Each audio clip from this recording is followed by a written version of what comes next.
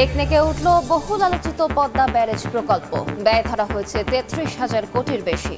সচিবালয়ে প্রধানমন্ত্রীর সভাপতিত্বে চলছে সভা, ১৬ প্রকল্প নিয়ে আলোচনা। হাম পরিস্থিতিকে প্রাকৃতিক দুর্যোগের সঙ্গে তুলনা মন্ত্রীর। সংকটের জন্য দায়ীদের বিরুদ্ধে ব্যবস্থা নেয়ার হুঁশিয়ারি। জুনের মধ্যে ভিটামিন এ ক্যাম্পেইন শুরু।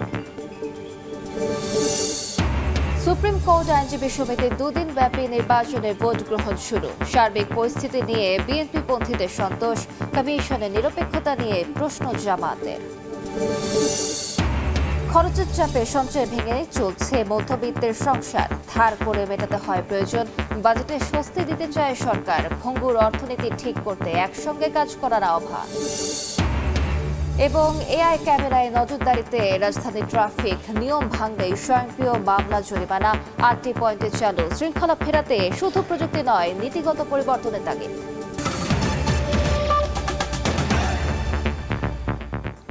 সময় সংবাদের সঙ্গে আছি আমি আলিশা ইসলাম। কয়েক দফা পেছানোর পর অবশেষে একনেক সভায় উঠেছে পদ্মা ব্যারেজ প্রকল্প। ব্যয় ধরা হয়েছে ৩৩,৪৭৪ কোটি টাকা। সকালে সচিবালয়ে প্রধানমন্ত্রী তারেক রহমানের সভাপতিত্বে একনেক সভায় নতুন ৯টি সহ মোট ১৬টি প্রকল্প প্রস্তাব উত্থাপন করা হয়েছে। প্রকল্পগুলো পর্যালোচনা করে অনুমোদন বা সংশোধনের জন্য পাঠানো হবে। সরকার বলছে, দেশের দক্ষিণ পশ্চিমাঞ্চলের নদী, কৃষি ও জীববৈচিত্র্য রক্ষায় কার্যকর ভূমিকা রাখবে পদ্মা ব্যারেজ। প্রকল্প বাস্তবায়িত হলে সরাসরি উপকৃত হবে দেশের ৩৭% মানুষ। কর্মসংস্থান হবে বহু মানুষের। প্রধানমন্ত্রী তারেক রহমানের সভাপতিত্বে একনেক সভা শেষে ব্রিফ করছেন। সরাসরি চলে যাচ্ছে সেখানে।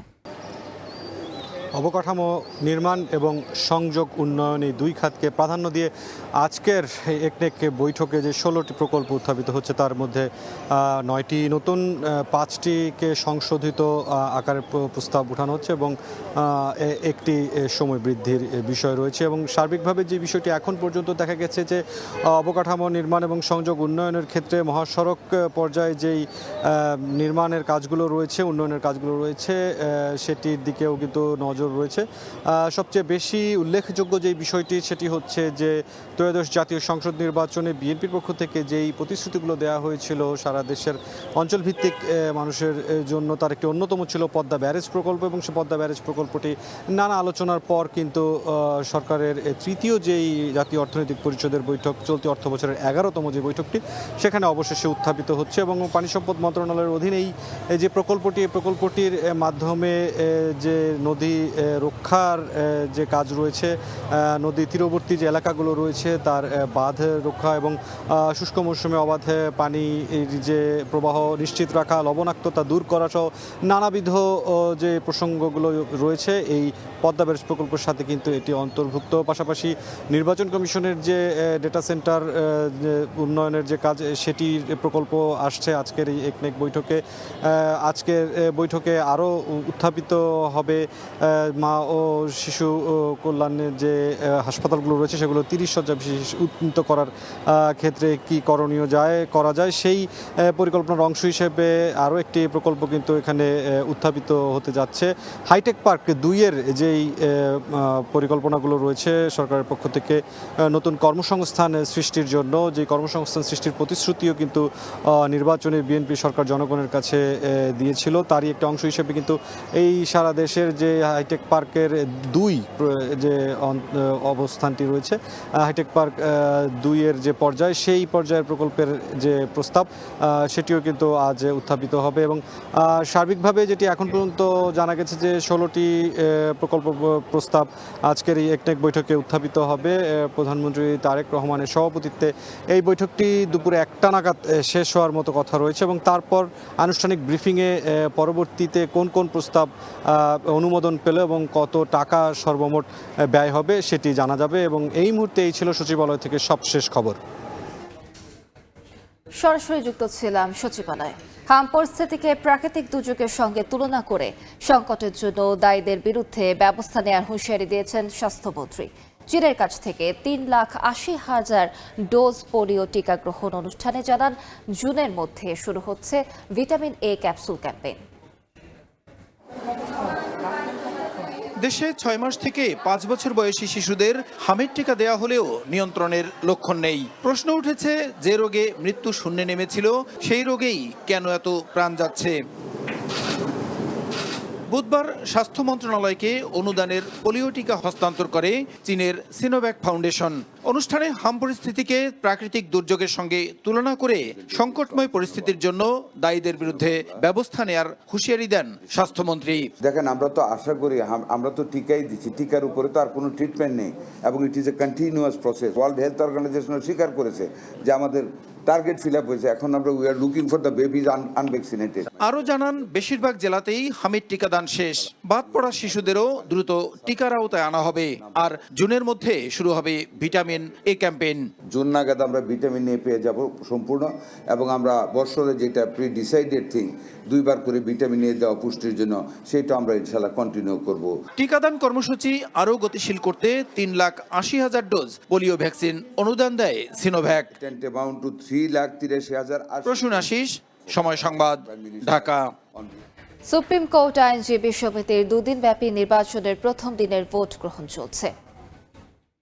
সকাল 10টা থেকে শুরু হওয়া ভোট গ্রহণ চলবে বিকেল 5টা পর্যন্ত। 11,097 আইনজীবী তাদের ভোটাধিকার প্রয়োগ করবেন। নির্বাচনে বিএনপি নীল, জামাতে ইসলামী সবুজ ও জাতীয় নাগরিক পার্টি সমর্থিত প্রার্থীরা লাল সবুজ প্যানেলে অংশ নিচ্ছেন। ভোটের সার্বিক পরিস্থিতি নিয়ে বিএনপি পন্থীরা সন্তোষ প্রকাশ করলেও কমিশনের নিরপেক্ষতা নিয়ে প্রশ্ন তোলে জামাত ও এনসিপি নেতারা।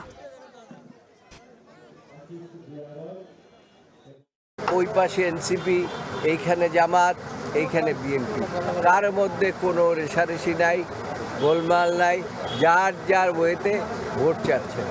এবং আমি আশা করি যে এই ভোট শেষ পর্যন্ত এইভাবে সুস্থভাবেই চলবে। আশঙ্কার দিক যে নির্বাচনটিকে সুষ্ঠু, গ্রহণযোগ্য, নিরপেক্ষ করার জন্যে এবং আইনজীবীদের আস্থার এই জায়গাতে একটা প্রশ্ন তৈরি হয়ে গেল যে এই ধরনের মেম্বার সিলেকশনের ক্ষেত্রে বৈষম্য করা হয়েছে।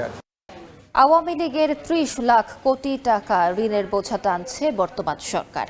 এমন ভঙ্গুর অবস্থা থেকে স্বাবলম্বী হতে কমপক্ষে 2 বছর সময় লাগবে বলে জানিয়েছেন তথ্যমন্ত্রী জহির উদ্দিন স্বপন।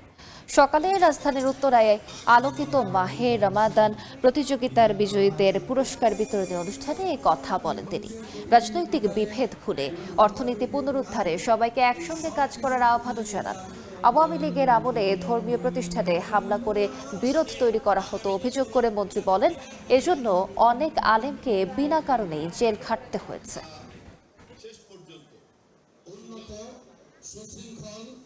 অতীতের সরকারের লুটের কারণে আমাদেরকে এই লুটপাটের অর্থনীতির দায় দায়িত্ব জনগণকে বহন করতে হতো। অতএব এই সরকারকে এই ভাঙা অর্থনীতি, ধ্বংসপ্রাপ্ত অর্থনীতির হাত থেকে দেশকে আবার স্বাবলম্বী করতে কমপক্ষে 2 বছর সময় লাগবে। এসএসসি এবং এইচএসসি পরীক্ষা শেষ করতে যাতে কোনো সেশন জটে পড়তে না হয় সে কার্যক্রম হাতে নিয়েছে সরকার। ঢাকা রেসিডেন্সিয়াল মডেল কলেজ এবং ওমেরা রিনিউয়েবল এনার্জি লিমিটেড এর চুক্তি স্বাক্ষর অনুষ্ঠানে যোগ দিয়ে এই কথা বলেন শিক্ষামন্ত্রী। মন্ত্রী বলেন, এসএসসি শেষ করতে 10 বছরের একদিনও যাতে সময় বেশি না লাগে তার পরিকল্পনা করেছে সরকার। উৎপাদনশীল মানব সম্পদ তৈরিতে শিক্ষাকে গুরুত্ব দিচ্ছে সরকার। শিক্ষার ক্ষেত্রে বরাদ্দে কোনো ধরনের কার্পণ্যতা করা হচ্ছে না বলেও জানান মন্ত্রী। 10 বছর স্কুলিং 10 বছরই থাকে, 12 বছর স্কুলিং 12 বছরই থাকে, কোনো সেশন জট যেন না হয়, তোমরা যেন পিছিয়ে না পারো। সেই জন্য আজকে আমরা বসবো, আলোচনা করে আমরা সিদ্ধান্ত নেব, তোমাদের স্বার্থে যেটা করার সেটাই করব। তবে পরীক্ষা সুন্দরভাবে তোমাদের দিতে হবে। সময় সংবাদে আরো থাকছে। সবুজায়নের নামে জায়গা নিয়ে ফুড কোর্ট, রাজুকের সঙ্গে উত্তর সিটির প্রতারণা, কাঠগড়ায় সাবেক প্রশাসক এজাজ খতিয়ে দেখে ব্যবস্থা নেয়ার ঘোষণা। ঢাকার সড়কে শৃঙ্খলা ফেরাতে এবার এআই ক্যামেরার মাধ্যমে ব্যবস্থা নিচ্ছে সরকার। ট্রাফিক আইন অমান্য করলে স্বয়ংক্রিয় মামলা চলে যাচ্ছে গাড়ির মালিকের ঠিকানায়। আপাতত রাজধানীর 8টি পয়েন্টে এই পদ্ধতি চালু হলেও পর্যায়ক্রমে সব সিগন্যালই এর আওতায় আসবে। বিশেষজ্ঞরা বলছেন, বিদ্যমান পরিস্থিতিতে নীতিগত পরিবর্তন ছাড়া কাজে আসবে না এই প্রযুক্তি। এসএম সালাউদ্দিন ও মীর মোহাইমিনুর রহমানের ছবিতে ওয়ালিউল সাকিবের রিপোর্ট।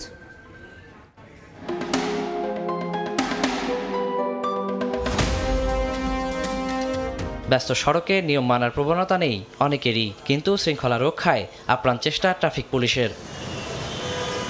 এবার রাজধানীতে সড়কের নিয়ম মানাতে শুরু হলো কৃত্রিম বুদ্ধিমত্তার ব্যবহার, অর্থাৎ এআই প্রযুক্তিতে ট্র্যাক করা হবে প্রত্যেকটি যানবাহন। সময় মতো জরিমানা পরিশোধ না করলে কপালে জুটতে পারে কারাবাসও।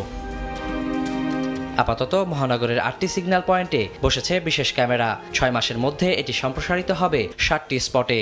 1 বছরের মধ্যে যা 120টিতে উন্নীত করার লক্ষ্য ট্রাফিক বিভাগের। এআই ক্যামেরায় শৃঙ্খলা ভাঙার দৃশ্য ধরা পড়লেই ধারণ হয়ে যায় ভিডিও।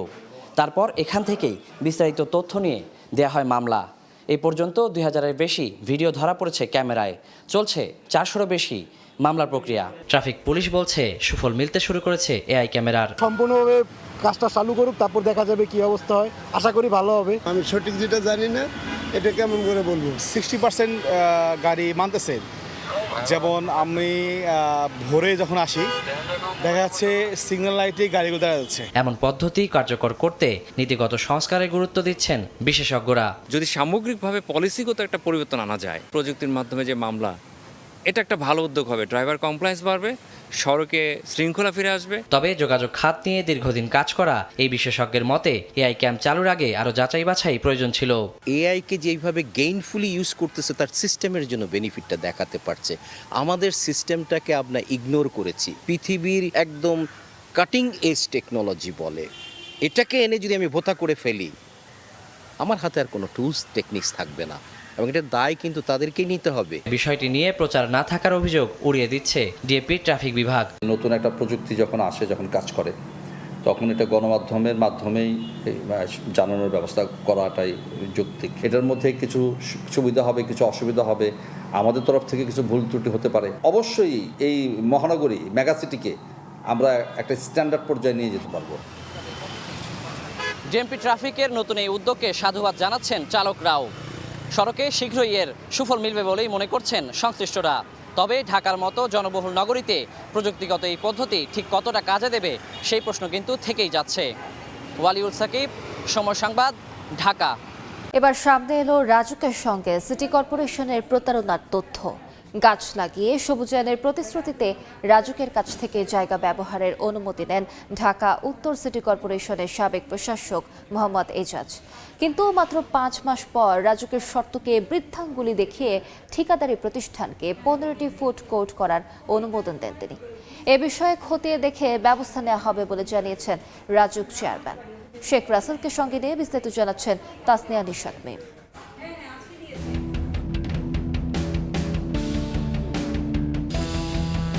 গাছ লাগিয়ে সবুজায়নের প্রতিশ্রুতিতে গত বছরের জুনে রাজুকের কাছ থেকে জায়গা ব্যবহারের অনুমতি নেয় ঢাকা উত্তর সিটি কর্পোরেশনের সাবেক প্রশাসক মোহাম্মদ এজাজ। শর্ত ছিল বনায়ন ছাড়া বাণিজ্যিক কোনো কর্মকাণ্ডে জমি ব্যবহার করা যাবে না। পূর্বাচল নতুন শহর প্রকল্পের 1 নম্বর সেক্টরের ইছাপুর সেতুর উত্তর দক্ষিণে খালের 2 পাড়ের প্রায় 300 মিটার জায়গা বরাদ্দ দেওয়া হয় ঢাকা উত্তর সিটি কর্পোরেশনকে। অথচ নিয়ম নীতির তোয়াক্কা না করে সবুজায়ন প্রকল্পটিকে বাণিজ্যিক রূপ দেওয়া হয়। পূর্বাচল নাকি সিটি কর্পোরেশনের আওতাধীনে নিয়ে গেছে। অনেক সময় দোকানপাট দেখি, অবৈধ দোকানপাট। এছাড়া যখন ঈদুল আজহার সময় আসে তখন আমরা গরুর হাট দেখতে পাই। এখানে গরুর হাটটাকে আসলেই বৈধ কিনা সেটাও একটা প্রশ্ন ওঠে। জমি বুঝে নেওয়ার 5 মাসের মাথায় শর্ত ভেঙে গত বছরের 3 নভেম্বর ঠিকাদারি প্রতিষ্ঠান ভিভিড কনস্ট্রাকশনকে 15টি ফুড কোর্টের অনুমতি দেন ঢাকা উত্তরের তৎকালীন প্রশাসক মোহাম্মদ এজাজ। রাস্তা ঘাট, লেকের পাড় এগুলো কিন্তু আমরা নর্মালি হয় কোনো সোসাইটিকে দেই, না হলে আমরা সিটি কর্পোরেশনকে দিই। এটা আমাদের ম্যান্ডেটের মধ্যেই আছে। সবুজায়নের জন্য নির্ধারিত এই খালপাড়ে স্থাপন করা হয়েছে ভিভিড কনস্ট্রাকশনের অর্থায়নে 14টি সৌরচালিত ল্যাম্পপোস্ট। এর সঙ্গে যুক্ত করা হয়েছে বিজ্ঞাপনের জন্য ভিভিড কনস্ট্রাকশনের মুঠোফোন নম্বর দেয়া ছোট ছোট বিলবোর্ড। স্থানীয়রা বলছেন এই সৌরচালিত ল্যাম্পপোস্ট ঘিরেই ছিল ফুডকোর্ট তৈরির পরিকল্পনা। প্রকল্প বাস্তবায়নকারী ভিভিড কনস্ট্রাকশন বলছে ফুডকোর্ট নির্মাণের কাজ শুরুর 1 মাসের মাথায় গত বছরের 4 ডিসেম্বর হঠাৎ কাজ স্থগিতের নির্দেশ দেন সিটি কর্পোরেশনের সাবেক প্রশাসক। যখন আমরা মাটি ভরাট করতে গেলাম আর কি, আপনার ওই এখন যখন শুরু করব আমরা, তো তখন আমাদের রাজুক থেকে বলা হলো এটা করা যাবে না কাজ। আমি বললাম যে আপনারা তো সিটি কর্পোরেশন থেকে আমাদের লিজ না, বলছে যে সিটি কর্পোরেশন লিজ না থাকলেও সিটি কর্পোরেশন এখানে ফুডকোর্ট দিতে পারে না। এই সবুজায়ন বৃক্ষরোপণের জায়গাগুলো বিশেষ করে নতুন শহর পূর্বাচলে অন্য কোনোভাবে দেখার কোনো সুযোগই নাই, এবং যারা এই সুযোগ তৈরি করছেন বা এই সুবিধাগুলোকে হত্যা করার চেষ্টা করছেন তারা এক ধরনের পরিবেশ দৃষ্টিভঙ্গিতে অপরাধী। রাজুক বলছে তাদের অন্ধকারে রেখে প্রকল্পটিকে বাণিজ্যিকীকরণ করেছে উত্তর সিটি কর্পোরেশন। উত্তরের বর্তমান প্রশাসক বলছেন এ বিষয়ে অনুসন্ধান শুরু করেছে দুদক। কেউ যদি অনিয়ম করে থাকে তার বিরুদ্ধে অলরেডি দুদক থেকে শুরু করে বিভিন্ন জায়গায় তদন্ত হচ্ছে, ইনভেস্টিগেশন হচ্ছে। আমরা খুব রিসেন্টলি জানছি এই 8-10 দিন, কাজটাই তো অবৈধ। স্পষ্ট আমরা চুক্তি করছি যে আপনি এটা অন্য কোনো কাজে ব্যবহৃত করতে পারবেন না, শুধু এটা গাছ লাগাবেন পরিবেশ রক্ষার জন্য। এটা সরাসরি তো চুক্তি লঙ্ঘন, আমরা এখন এটা ব্যবস্থা নিচ্ছি। বরাদ্দের শর্ত মানতে ফের চিঠি দেওয়ার কথা জানিয়েছেন রাজুকের চেয়ারম্যান। অন্যদিকে প্রকল্প বাস্তবায়নকারী ভিভিড কনস্ট্রাকশনও আইনি পথে হাঁটার ঘোষণা দিয়েছেন। তাসনিয়া নিশাত, মিম, সময় সংবাদ, ঢাকা। সময় সংবাদে আরও থাকছে। ভূমধ্যসাগরের লিবিয়া উপকূল থেকে 2 বাংলাদেশি সহ 3 জনের মরদেহ উদ্ধার। পাচারকারীদের আস্তানা থেকে 120 অভিবাসী উদ্ধার, শারীরিক নির্যাতনের অভিযোগ। এবার বাণিজ্য সংবাদ।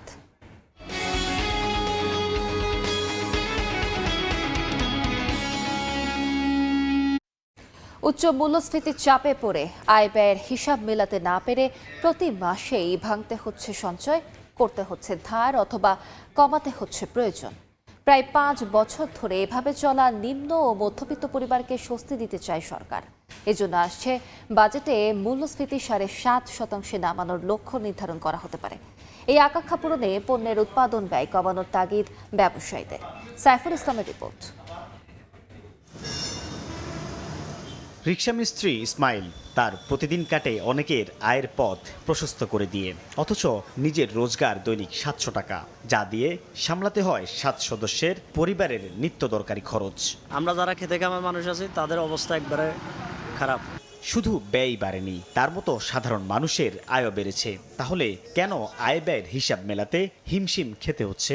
আমি পেঁপে কিনতে গেছিলাম, ওইটা আগে 20 টাকা ছিল, এখন 80 টাকা। আগে যেমন চালান লাগতো 20,000 টাকা, এই জায়গায় লাগে 30,000 টাকা। বাংলাদেশ পরিসংখ্যান ব্যুরো বিবিএস বলছে 2021 সালের জুলাইয়ে যে পণ্য কিনতে ব্যয় করতে হয়েছে 100 টাকা, গেল এপ্রিলে তার দাম ঠেকেছে 155 টাকা 82 পয়সায়। এ সময় অবশ্য মানুষের আয়ও বেড়েছে।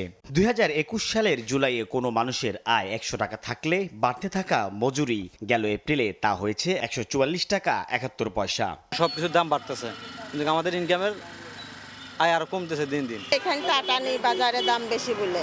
এবার দ্রুত গতিতে বেড়ে যাওয়া সেই মূল্যস্ফীতির লাগাম টানতে আসছে বাজেটে তা 7.5% নামিয়ে আনার লক্ষ্যমাত্রা নির্ধারণ হতে পারে, এমন আভাসই দিয়েছে অর্থ মন্ত্রণালয়। যদিও বাস্তবতা বলছে 2022 সালের জুলাইয়ের পর গেল 45 মাসে একবারের জন্য 8% নিচে নামেনি ভোক্তা ব্যয় বাড়িয়ে দেয়া এই সূচক। সংসার খরচ বাড়ছে না। ব্যবসায়ীরা বলছেন ব্যাংক ঋণের উচ্চ সুদহার, বেড়ে যাওয়া জ্বালানির দাম যেভাবে বাড়িয়েছে পণ্য উৎপাদন ব্যয়, তা কমাতে না পারলে মূল্যস্ফীতি নামবে না কাঙ্ক্ষিত পর্যায়ে। ইনফ্লেশন থেকে বেরিয়ে আসতে হয়, তাহলে কিন্তু আপনার প্রাইভেট সেক্টর ক্রেডিট ফ্লো যদি আপনি ঠিক করতে না পারেন, তাহলে কিন্তু আমরা এই সাপ্লাই শক থেকে বেরোতে পারবো না। সাধারণ মানুষকে ব্যয় বৃদ্ধির চাপ থেকে মুক্তি দিতে বাজার ব্যবস্থাপনাকে সাজানোর পরামর্শ দিচ্ছেন অর্থনীতিবিদরা। মুদ্রানীতি, রাজস্ব নীতি এবং বাজার ব্যবস্থাপনা, এই 3টি যে টুলস আছে এইগুলো যদি স্মুথ করা যায়, এটি নিয়ে আসলে কাজ করার সুযোগ আছে। মূল্যস্ফীতির প্রভাব জনজীবনে বাড়াচ্ছে কষ্ট, অনেকে ভাঙছেন নিজের সঞ্চয়, ক্রয় ক্ষমতাও কমেছে এর পাশাপাশি, যার থেকে উত্তরণে খাত সংশ্লিষ্টরা বলছেন প্রয়োজন সুশাসন, উৎপাদন বৃদ্ধির পাশাপাশি তৈরি করতে হবে নতুন কর্মসংস্থান, এর সাথে সম্প্রসারিত করতে হবে আয়ের বিভিন্ন খাত। সাইফুল ইসলাম, সময় সংবাদ, ঢাকা। ঈদুল আজহা সামনে রেখে ট্রেনের অগ্রিম টিকিট বিক্রি শুরু করেছে রেলওয়ে। আজ বিক্রি হচ্ছে 23 মে টিকিট। এবারও শতভাগ মিলছে অনলাইনে। সকাল 8টায় পশ্চিমাঞ্চলে চলাচলকারী ট্রেনের টিকিট বিক্রি শুরু হয়। দুপুর 2টায় শুরু হবে পূর্বাঞ্চলে চলাচলকারী ট্রেনের টিকিট। কমলাপুর রেল স্টেশন কর্তৃপক্ষ জানিয়েছে 23 মের পশ্চিমাঞ্চলের টিকিট সকাল 9টার মধ্যে শেষ। 28 মে পবিত্র ঈদুল আজহা ধরে আগের 5 দিন অগ্রিম টিকিট বিক্রি করা যাচ্ছে। ঈদ শেষে ট্রেনের ফিরতি যাত্রার টিকিট বিক্রি শুরু হবে 21 মে, চলবে 25 তারিখ পর্যন্ত। সামাজিক যোগাযোগ মাধ্যম সহ বিভিন্ন প্ল্যাটফর্মে উদ্দেশ্য প্রণোদিতভাবে অপপ্রচার করে প্রতিরক্ষা বাহিনীর মনোবল ভেঙে দিতে অপপ্রচার চালাচ্ছে কুচক্রী মহল। সকালে ঢাকা রিপোর্টার্স ইউনিটিতে সংবাদ সম্মেলনে এ অভিযোগ করে এক্স ফোর্সেস অ্যাসোসিয়েশন। অপপ্রচারে জড়িতদের আইনের আওতায় আনার দাবি জানান সংগঠনটির নেতারা। এ সময় সশস্ত্র বাহিনীর জন্য আলাদা সাইবার ট্রাইব্যুনাল গঠনের দাবি জানানো এক্স ফোর্সেস অ্যাসোসিয়েশন। ইন্টারনাল এবং এক্সটার্নাল এই দুই ধরনের একটি চক্র আছে যারা আমাদের এই প্রতিরক্ষা খাতকে প্রতিরক্ষা বাহিনীকে প্রশ্নবিদ্ধ করে প্রতিরক্ষা বাহিনীর মনোবল ডাউন করার প্রচেষ্টা করছে। এই ধরনের প্রোপাগান্ডা যারা চালাচ্ছে রাষ্ট্রীয় আইনে অতি দ্রুত এদেরকে আইনের সম্মুখীন করা হোক।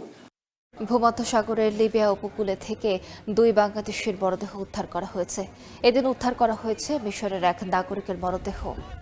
লিবিয়ার পূর্বাঞ্চলের আজদাবিয়া নিরাপত্তা অধিদপ্তর জানিয়েছে, উপকূলীয় মিশর শহরে পথ হারানো ও ক্লান্ত অবস্থায় উদ্ধার হওয়া এক মিশরীয় অভিবাসীর তথ্যের ভিত্তিতে অভিযান চালানো হয়। প্রায় 2 সপ্তাহ ধরে চলা অভিযানে বেনগাজির দক্ষিণাঞ্চলের বিভিন্ন মানব পাচার চক্রের আস্তানা থেকে উদ্ধার করা হয় 120 অভিবাসীকে। এই পর্যায়ে শীর্ষ সংবাদগুলো জানিয়ে দিচ্ছে আরেকবার। একনেকে উঠল বহুল আলোচিত পদ্মা ব্যারেজ প্রকল্প। ব্যয় ধরা হয়েছে 33,000 কোটির বেশি। সচিবালয়ে প্রধানমন্ত্রীর সভাপতিত্বে চলছে সভা। 16 প্রকল্প নিয়ে আলোচনা। হাম পরিস্থিতিকে প্রাকৃতিক দুর্যোগের সঙ্গে তুলনা মন্ত্রীর। সংকটের জন্য দায়ীদের বিরুদ্ধে ব্যবস্থা নেওয়ার হুঁশিয়ারি। জুনের মধ্যে ভিটামিন এ ক্যাম্পেইন শুরু। এবং সুপ্রিম কোর্ট আইনজীবী সমিতির 2 দিন ব্যাপী নির্বাচনের ভোট গ্রহণ শুরু। সার্বিক পরিস্থিতি নিয়ে বিএনপি পন্থীদের সন্তোষ। কমিশনের নিরপেক্ষতা নিয়ে প্রশ্ন জামায়াতের।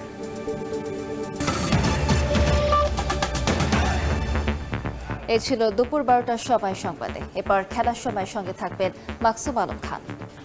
আলিশা ইসলাম, আপনাকে ধন্যবাদ। খেলার সময় নিয়ে আসছি কিছুক্ষণ পর, সঙ্গেই থাকুন সময়ের।